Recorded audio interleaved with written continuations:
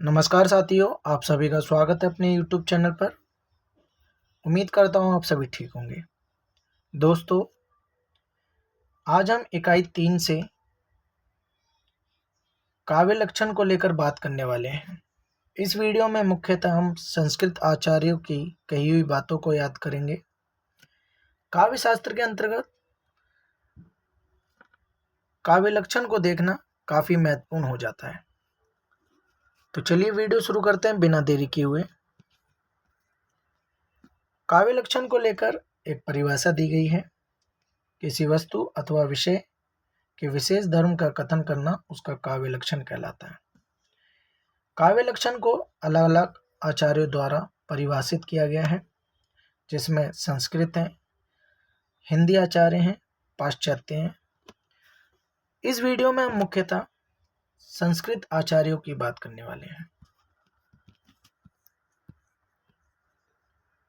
संस्कृत आचार्यों में हम बात करेंगे आचार्य दंडी को लेकर। आचार्य दंडी ने अपने ग्रंथ काव्यादर्श में काव्य की निम्नलिखित परिभाषा दी है। आप सभी के लिए परिभाषा लिख दी गई है, इसका स्पष्टीकरण कर देते हैं। इष्ट अर्थ से युक्त पदावली तो उसका अर्थात काव्य का शरीर मात्र है। स्पष्ट है, दंडी केवल शब्दार्थ को काव्य नहीं मानते, क्योंकि उनके अनुसार शब्दार्थ तो काव्य का शरीर मात्र है, उसकी आत्मा नहीं। दंडी अलंकारवादी आचार्य थे, अलंकार को काव्य की आत्मा मानते थे। दंडी के अनुसार वह शब्दार्थ जो अलंकार युक्त हो काव्य है। अलंकार विहीन शब्दार्थ दंडी के विचार से काव्य नहीं कहा जा सकता।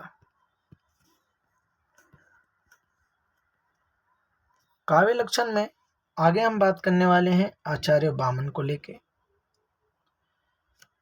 रीति संप्रदाय के प्रवर्तक आचार्य वामन अपने ग्रंथ काव्य अलंकार सूत्रवृत्ति में काव्य की निम्न परिभाषा देते हैं। परिभाषा आपके लिए नीचे दी गई है, इसका स्पष्टीकरण कर देते हैं। गुण और अलंकार से युक्त शब्दार्थ ही काव्य के नाम से जाना जाता है। अगले कवि हैं भामा। भामा ने अपने ग्रंथ काव्य अलंकार में काव्य की परिभाषा देते हुए लिखा है। परिभाषा आपको परिभाषित करते हुए स्पष्टीकरण करेंगे। शब्द और अर्थ के सहित भाव को काव्य कहते हैं। आचार्य भामा शब्द और अर्थ के सामंजस्य पर बल देते हैं, अर्थात कविता ना तो शब्द चमत्कार है और न केवल अर्थ सौष्ठव है। अगले कवि हैं आचार्य विश्वनाथ। साहित्य दर्पणकार आचार्य विश्वनाथ ने मम्मट के काव्य लक्षण को तर्कपूर्ण खंडन किया है। उन्होंने काव्य की निम्न परिभाषा प्रस्तुत की।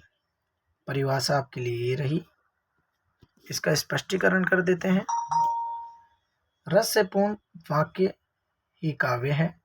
इस परिभाषा से स्पष्ट है कि आचार्य विश्वनाथ ने रस को ही काव्य का प्रमुख तत्व माना है, जबकि पूर्ववर्ती आचार्यों ने गुण समता और सालंकारिता पर बल दिया है।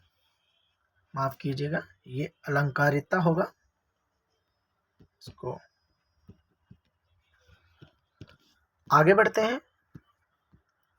अगले कवि हैं पंडितराज जगन्नाथ। पंडितराज जगन्नाथ ने अपने ग्रंथ रस गंगाधर में काव्य लक्षण को निम्न शब्दों में व्यक्त किया है। उनकी परिभाषा मैंने लिख दी है, इसका स्पष्टीकरण कर देते हैं। रमणीय अर्थ का प्रतिपादन करने वाला शब्द ही काव्य है।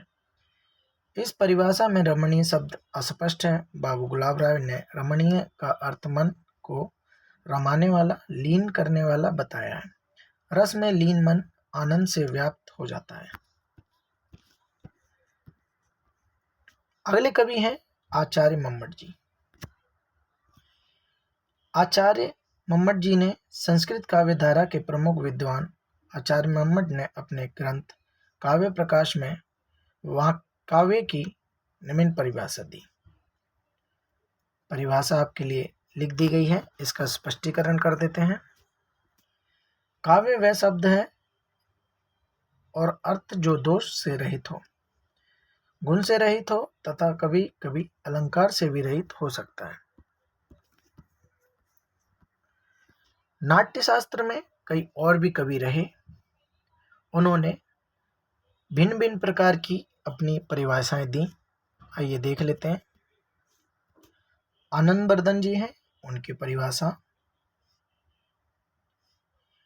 क्षेमेंद्र हैं, उनकी परिभाषा।